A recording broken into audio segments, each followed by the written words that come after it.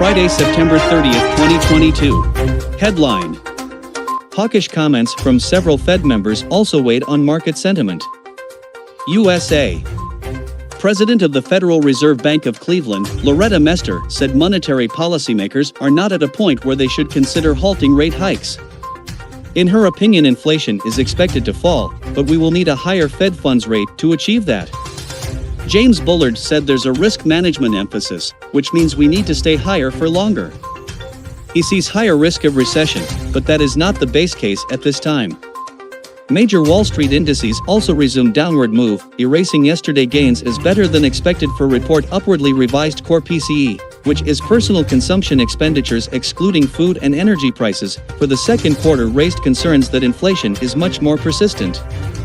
Dow Jones is trading 1.8% lower, S&P 500 lost 2.35%, while Nasdaq plunged 3.2% to a 14-week low of 11,105 points. Europe. Kremlin is expected to annex 4 regions in Ukraine tomorrow, and Putin will deliver a speech. European equities deepen recent sell-off, with Germany's DAX and French CAC 40 closing at almost 2-year lows, down by 1.71% and 1.53%, respectively. Germany's inflation rate increased to 10% in September, well above market estimates, raising additional worries that the ECB will have to rate hikes more aggressively to tame surging inflation. The Germany Finance Ministry rolled out €200 billion energy subsidy package. Natural gas.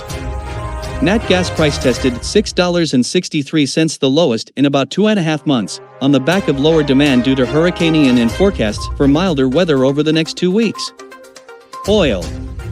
WTI crude is trading near $83 per barrel, bouncing off their daily lows of about $80 amid growing speculation that OPEC Plus could intervene in markets by cutting again next week following reports that Russia is reportedly willing to reduce production.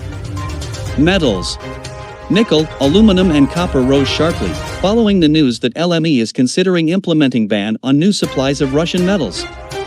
Gold $1,660 per ounce amid slightly weaker dollar, while silver price managed to stay above support at $18.60, Forex. Greenback fell 1.5% against the pound and less than 0.5% in terms of the euro, but it does not seem that today's pullback should threaten the dollar domination anytime soon, especially considering the recent comments from Fed members and good data from the US. Cryptocurrencies.